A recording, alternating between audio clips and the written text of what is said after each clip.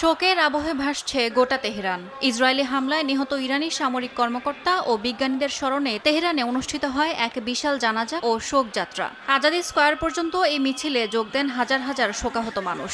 শনিবার সকাল থেকে তেহরানের ইনগেলাব স্কয়ারে জড়ো হতে থাকেন হাজার হাজার মানুষ। কালো পোশাক, হাতে জাতীয় পতাকা আর শহীদদের ছবি নিয়ে এগিয়ে যান আজাদি স্কয়ারের দিকে। আমরা এখানে একসঙ্গে হয়েছি শত্রুকে দেখানোর জন্য যে আমরা সবাই ঐক্যবদ্ধ এবং এই দেশকে কখনোই ছেড়ে যাব না। কেউ এই দেশকে বিপদের মুখে ফেলে পালাবে না। এই সমাবেশের মূল বার্তা হলো প্রতিশোধ। আমরা শহীদদের রক্তের বদলা চাই। শোক সভায় অংশ নেন প্রেসিডেন্ট মাসুদ পেজেশকিয়ান থেকে শুরু করে আরব দেশের কূটনীতিকরাও ছিলেন। বাহরাইন, ইরাক সহ কয়েকটি আরব দেশের প্রতিনিধি। এ ঘটনাকে ইসরায়েলি হামলার বিরুদ্ধে ঐক্যবদ্ধ ইসলামী বিশ্বের সমর্থনের প্রতিচ্ছবি বলছেন বিশ্লেষকরা।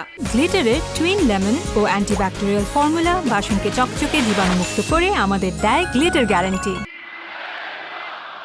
এই শোকযাত্রাকে বলা হচ্ছে অপারেশন ট্রু প্রমিস 3। ইসলামী বিপ্লবী গার্ড বাহিনী বা IRGCর এক কমান্ডার জানান, এটি জাতীয় ঐক্যের প্রতীক। শোক নয়, এই আত্মত্যাগ গোটা জাতির প্রেরণা। নিহতদের মধ্যে ছিলেন সেনাপ্রধান জেনারেল বাঘিরি, IRGC প্রধান হুসেইন সালামি, পরমাণু বিজ্ঞানী তেহরানচি ও তাদের পরিবার। সরকারি হিসেবে নিহতের সংখ্যা 627, আহত প্রায় 5000।